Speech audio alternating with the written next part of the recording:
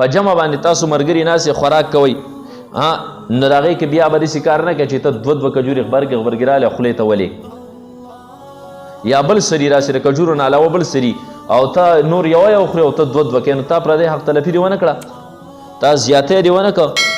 یو صورت کې الا باذن رفقته مگر په اجازت د خپلو ملګرو نور ملګري هم اجازت ورکوي او هغه هم داسې خوري ته هم داسې وکړي خو د هغو د اجازت نه بغیر چې نو ته نشي خوړی ځکه چې اوس 15 منټه پې تا واغستل او 15 منټه هغه واغستل په 15 منټو کې هغو 10 دانې وخوړو نو تا 10 ونه خوړې نو زیاتی دې ونه کړه نو دا قسمه کار به کې دا په انسان کې دا د حرص علامه ده او په انسان کې حرص راځي نو خوراک کې به داسې کار نه کوي چې هغه بل تا ته ګوري او یو بل ته داسې سترګې وي چې ګوره ورته ترې شل لګیا دی ښه نو دا کار به چېرته نه کوي د انسانیت خوراک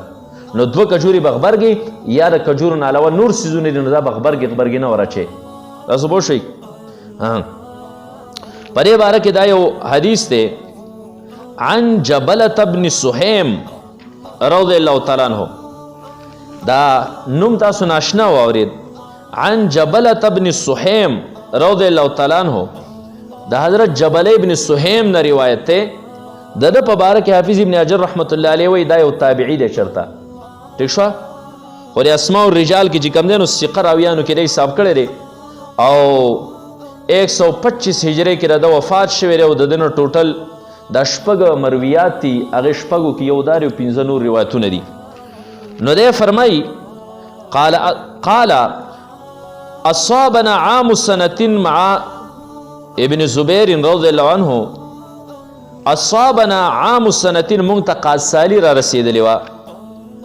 مع ابن زبیر د ابن زبیر رضی الله تعالی عنه په دور خلافت کې مونږ ته قاصالي راله فرزقنا تمرا مونږ له کجوري راکړی شوې خوراک دپاره کجوري راکړی شوې وکان عبدالله ابن عمر رضی الله عنهما یمر بنا او حضرت عبدالله ابن عمر رضی الله تعالی عنهما زمونږ په خوا باندې داسې تېرېده ونحن ناکل او مونږ هغه کجورې خوړې فیقولو نو عبدالله ابن عمر رضی الله تعالی عنهما وفرمیل لا تقارنو یعنی دوه کجورې دا ملګري کوئ ما غبرګې مه خورئ ډبلې مه خورئ فإن النبي صلی الله علیه وسلم نهى عن الاقران ځکه نبی علیه الصلاة والسلام چې کوم دی د دوو کجورو جوړه کولو نه منع فرمایلې ده حق تلفي ده پردی هرس به انسان کې راځي چې د دوه کجورې غبرګې رالی او ثم یقول او بیا به وي الا ان یستأذن الرجل اخاه که اجازت طلب کې یو سړی د خپل ورور نه د خپل ملګري نه ستا سره بل ملګری ناست دی او ته د هغه نه اجازت طلب کې او هغه اجازت درکړي چې او ته غبرګې خوړی شي نو بیا صحیح ده خو چې اجازت یې نه یې درکړی نو دا پردی حق تلفي ده هغه به بیا راځي یا به نه راځئ صحیح شوه